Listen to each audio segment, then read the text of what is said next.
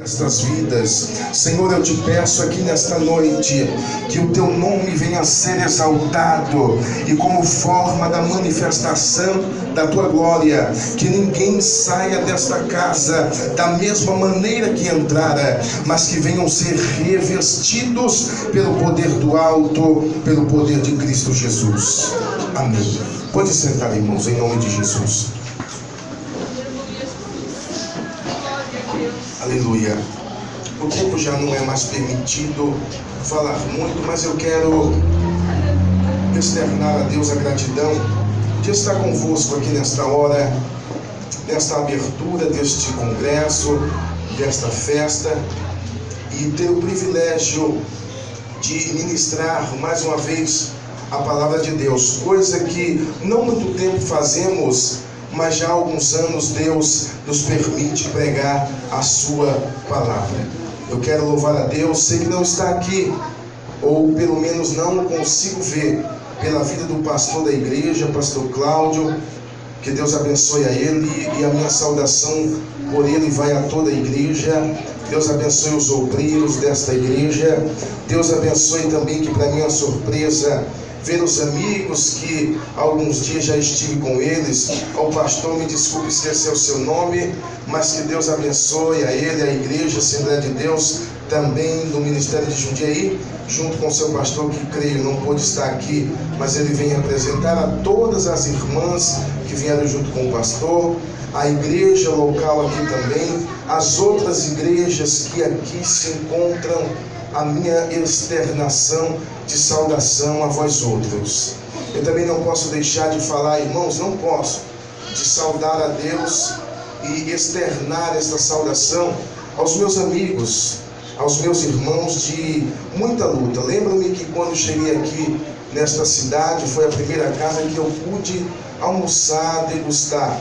Ao meu amigo, o presbítero Joselito, a sua esposa, missionária Marleide, que está aqui muito próxima de mim. Que Deus abençoe esse casal, abençoe também o Jonathan. Irmãos, esses dois servos de Deus fazem parte da nossa história aqui nessa cidade. E aos meus nobres amigos, ao pastor que está aqui, eu quero recomendar a jovem pregadora, missionária Marleide, uma mulher que Deus, há poucos dias, irmãos, sim, mas Deus tem levantado com muita autoridade.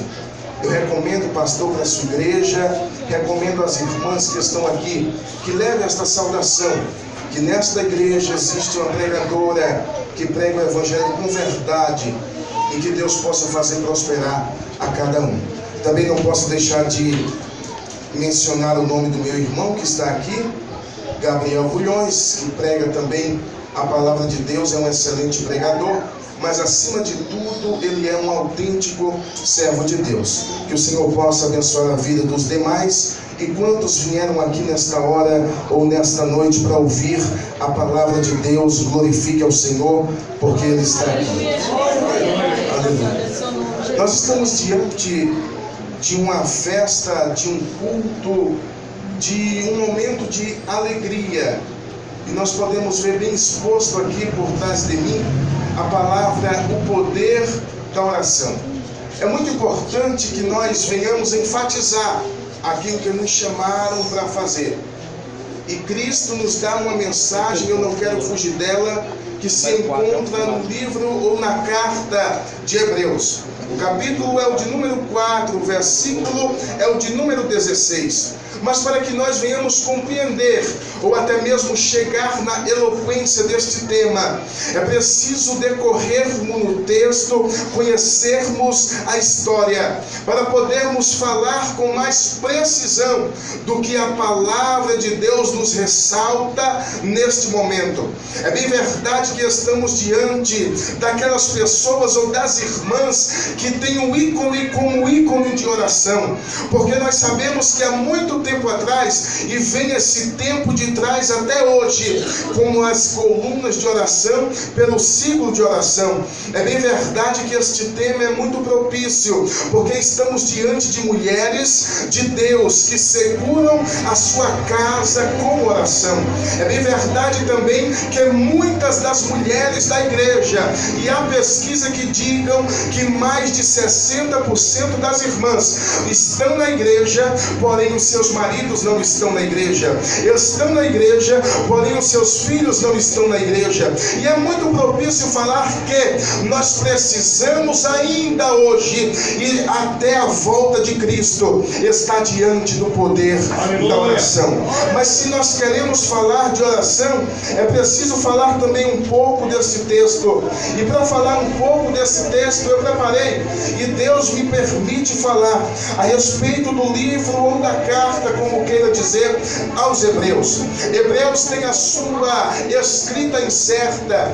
Há quem diga que Paulo escrevera pela saudação que a carta diz, pela saudação que a carta inicia e que a carta encerra. Diz a Bíblia que alguns também acreditam que pela ordem paulínea esta carta chega até os judeus, e há outros que dizem que esta carta não foi escrita por Paulo, mas por uns dos seus colaboradores, quer seja Barnabé ou até mesmo Apolo.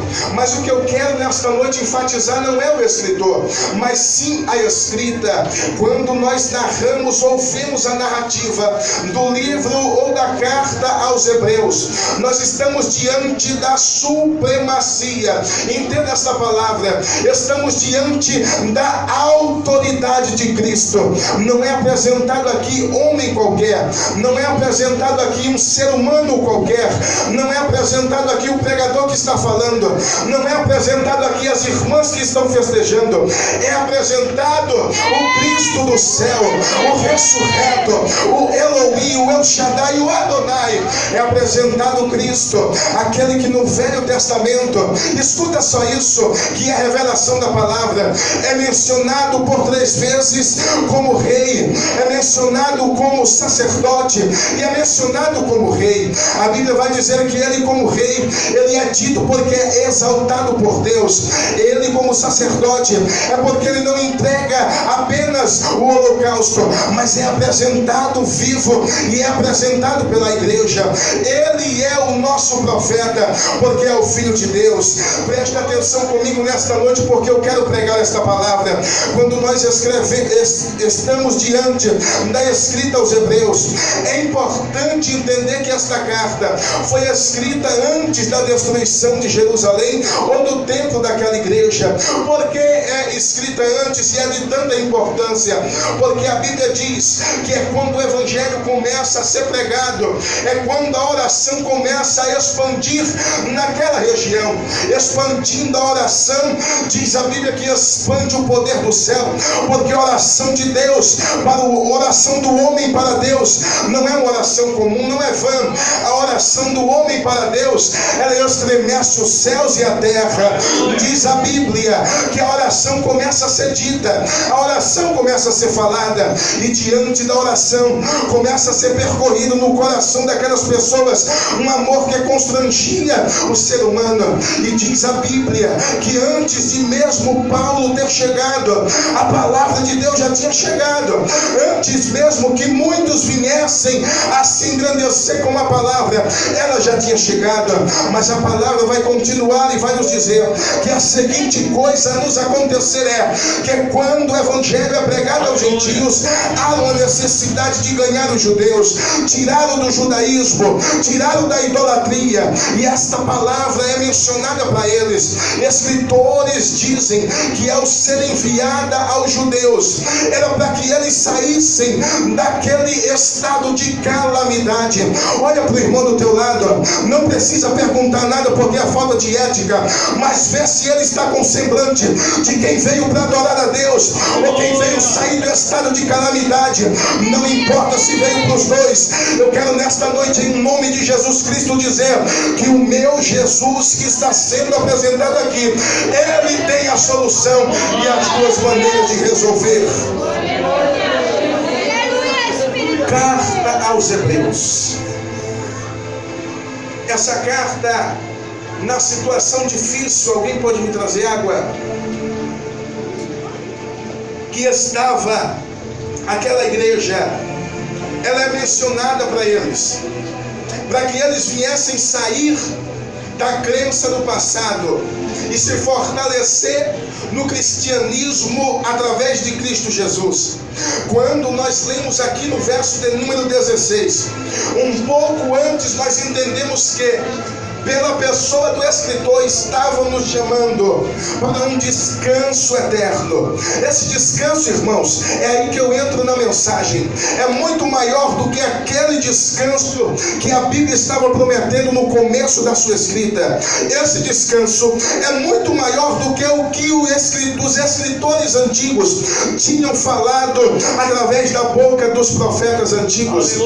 Este descanso é muito maior do que o que o mundo ou os homens tinham preparado, porque este descanso vem pelo nosso verdadeiro sacerdote eterno. Quando nós abrimos a Bíblia, nos livros da lei, nós vamos entender que Jesus é comparado e é muito maior por sua comparação do que os próprios líderes da época. Ele é comparado com Arão. Arão, pela ordem, é irmão de Moisés. Quem era Moisés? Moisés simplesmente nasce em uma época difícil, e esta época parecida com a de Cristo, porque a sua mãe, chamada Joquebede, teve que o esconder, depois teve que o jogar no rio, e depois ele foi achado. A Bíblia diz que ele vai sendo criado e vai não tendo as características de um homem hebreu, mas de um homem egípcio. Diz a palavra que ele no Egito vai aprendendo, no Egito ele vai sendo instruído a viver como um príncipe do Egito, porque ele, pela lógica, seria nada mais, nada menos que neto de Faraó, filho da filha de Faraó. Aí a Bíblia diz que quando uma certa vez enraizou-se o poder de Cristo no coração de Moisés, ele viu com que uma egípcia estivesse sendo molestada por um egípcio, e ele, subindo a ira, a justiça que nós devemos ter, ele matou aquele homem, e ele matando aquele homem, ele foge, e fugindo ele volta para sua casa, volta para os hebreus, volta para o lugar de origem, e lá Deus começa a escolhê-lo. Entenda comigo uma coisa, que Deus sempre que escolher alguém, não precisa ser alguém ter a capacidade que muitos pensam que ele precisa ter. Quando Deus chama alguém, não precisa ele ter a capacidade que muitos aí dizem que precisa, porque quando Deus chama alguém, você já ouviu isso, ele se responsabiliza pelo que ele chamara. Deixa eu dizer uma coisa, e a revelação profética do céu: Deus chama muitos, mas Deus escolhe a poucos. Deus chama muitos, mas ele escolhe a poucos. Moisés vem pela ordem de Deus, se levanta. A Bíblia diz que ele vai e casa-se com filha de Jetro, e casando com ela, ele começa a ter uma postura diferente. Ele começa a trabalhar, ele começa a entender dos lidares, mas ele vê que o seu povo estava preso, ele vê que o seu povo estava sob a liderança que não era deles. Aí diz a Bíblia que Deus falou com ele e diz: olha, eu levantarei um que sabe falar porque tu não sabes. E a Bíblia diz que ele falou: Arão te será por boca e você lhe será por Deus. Começa um ministério, começa uma reviravolta naquela província.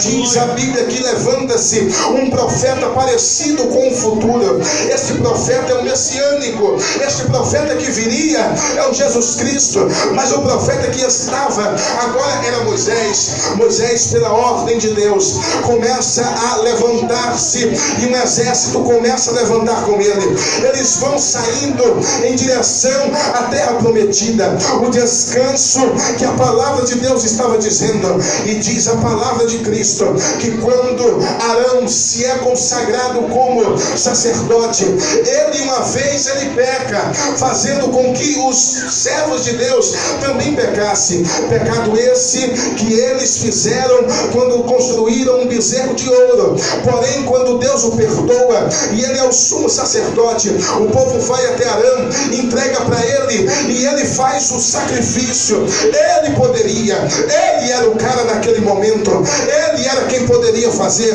mas a Bíblia diz que bastaram-se esses homens. E vai entender o escritor de Hebreus que Moisés não era eficiente assim como o nosso Cristo é. Vai entender o escritor de Hebreus que Arão não era tão eficiente como era o nosso Jesus Cristo, ou como é. A Bíblia vai dizer e vai continuar dizendo até a volta de Jesus que ele é o nosso sumo sacerdote. Pare comigo, pense nesta hora quão importante é o poder da oração. Quando Arão pecou, Moisés subia no monte e orara a Deus e dizia: Senhor, perdoa a eles. Quando a Bíblia diz que ele também pecou porque desobedeceu e não sabia que Deus fazia brotar água da rocha, ele perdoou a si mesmo e pediu para que Deus o perdoasse. É preciso que nós reconheçamos o divino sacrifício que Jesus fez por nós na cruz do Calvário. Hebreus, um livro enviado a judeus, um livro que tem a sua característica que Cristo é o nosso profeta,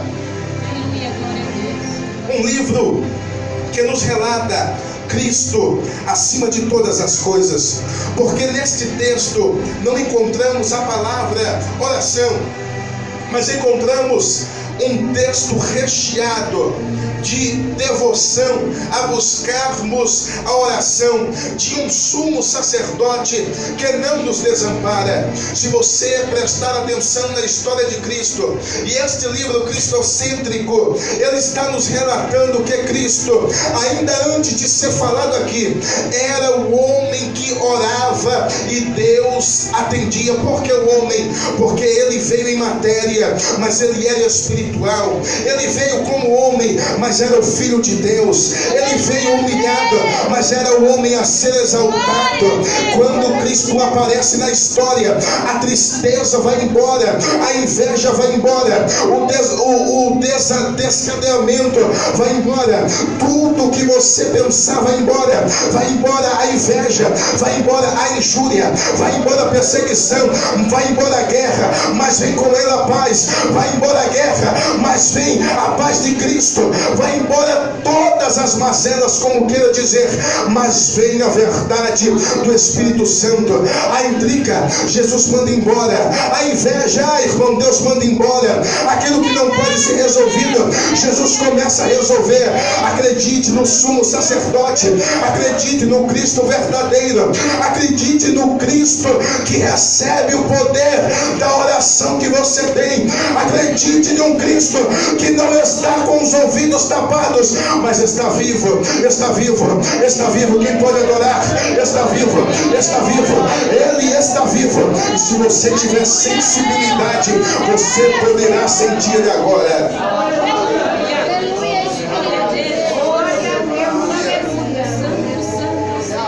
Nosso Cristo. Irmãos, como está difícil? Como é difícil? As irmãs sabem, os irmãos sabem a dificuldade que se tem para dobrar o seu joelho. Irmão, mas é por causa do tempo? Não. Irmão, é por conta das atualizações. Hebreus nos diz que o mesmo que operava antes, ontem, operará ainda hoje, continuará operando amanhã. O Cristo a qual nós servimos e aprendemos com os nossos pais não é um Cristo diferente do passado, mas tem inventado coisa no meio da igreja para desfazer o que realmente é a palavra de Cristo. Por isso que eu estou cheio da autoridade do Pai Celestial nesta noite para dizer: não precisa enfeitarmos a palavra da verdade, não precisamos precisamos dizer que Cristo mudou, não precisamos comprar ou barganhar a Deus, não precisamos dizer que está mais difícil. O problema está na igreja, o problema está no nosso coração, o problema está na falta da oração, o problema está na falta de comunhão. Vivemos um tempo de pregadores de internet. As irmãs muitas das vezes deixam a desejar, os obreiros já não é mais como antigamente, a igreja mudou, Cristo nunca. Eu quero nesta noite dizer com base alabacanto com managasturi me canta na palavra. Malaquias disse, ele não muda. Malaquias falou, nunca vai mudar. A Bíblia disse, ele não muda. Alabacanto conte levianábia, ele não muda. Levante a mão para adorar, deixa eu ver quem adora. Ele não muda, ele não muda, ele é o mesmo. Ele operou ontem, opera hoje.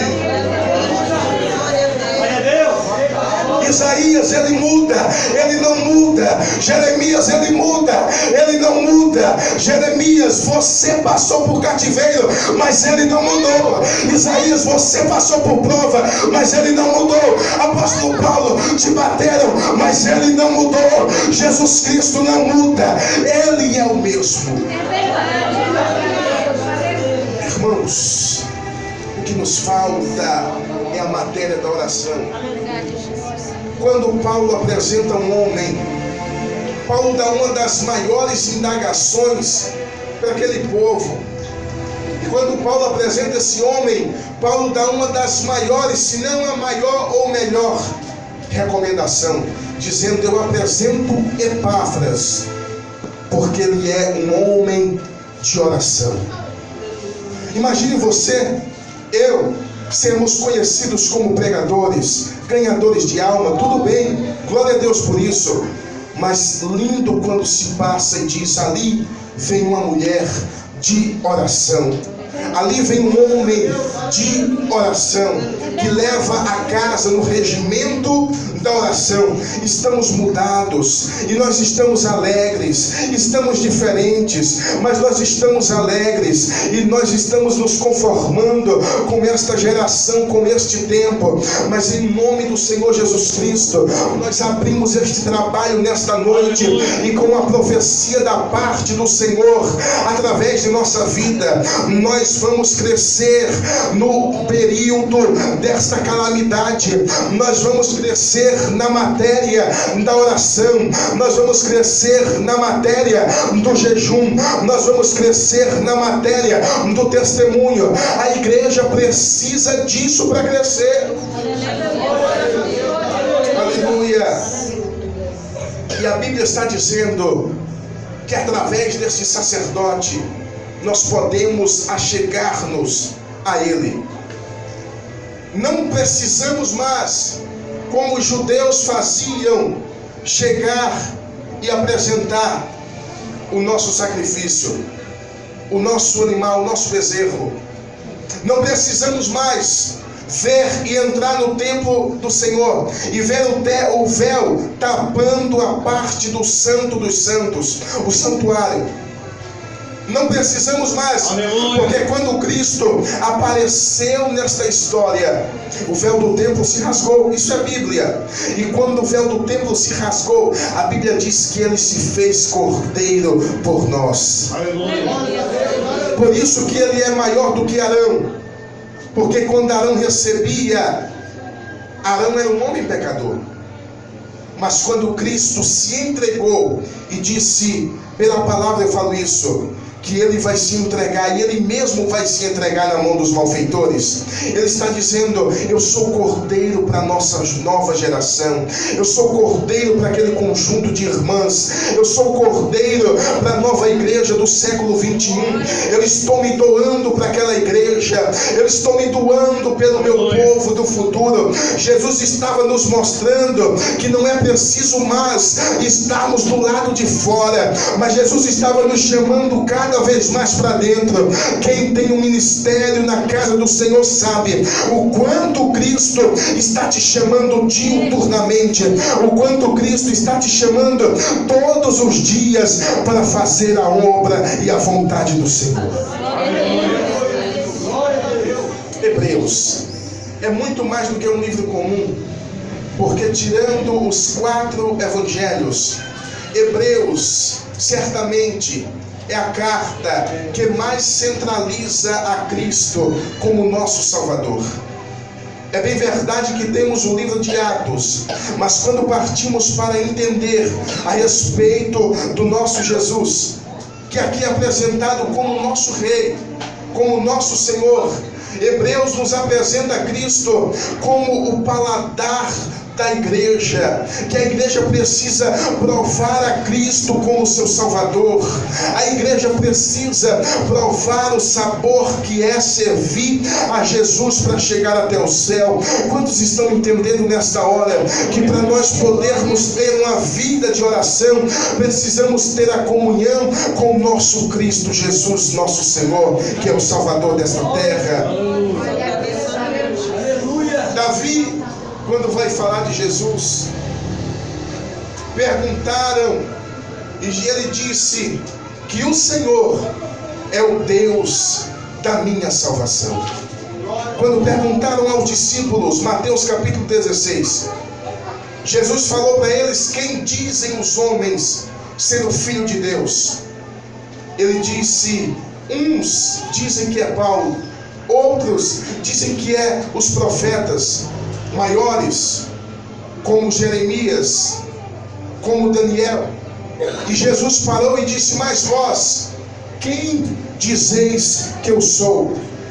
Quando a igreja entender a comunhão que Cristo quer ter conosco, nós vamos voltar aos ensinamentos que os nossos pais nos deram no passado. Quando a igreja voltar a entender e a ter a comunhão com o nosso Cristo, nós vamos entender o que o Senhor quer conosco novamente. Aí Jesus perguntou: certo que eles dizem isso, mas vocês que estão comigo todos os dias, parem para pensar. Eu vou falar uma coisa, não é fora de ética, mas se alguém parasse para perguntar para você quem é Jesus, será se você teria a história de Jesus para apresentar? Se alguém parasse você, irmã, e perguntasse quem é Jesus na tua casa, porque lá na tua casa está a maior bagunça. Quem é Jesus no teu trabalho, porque o teu nome está na boca do povo. Quem é Jesus na tua rua, porque o teu nome está desgraçado na rua. Quem é Jesus para você? Se o nosso testemunho não condiz com quem é Jesus. Alabacastou deve adagassui.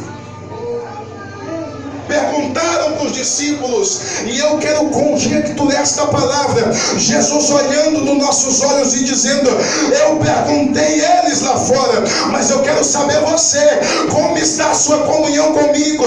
Quem é eu para você? Quem é Jesus para a igreja?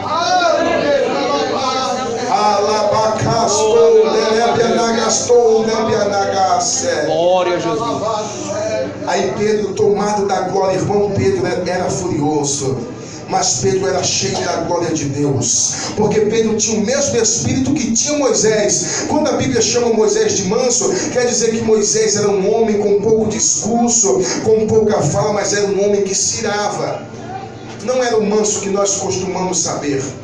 E Pedro também, na mesma característica, se levanta no meio dos discípulos, irmã Marleide, e cheio da autoridade do céu, ele começa a falar: tu és o Cristo.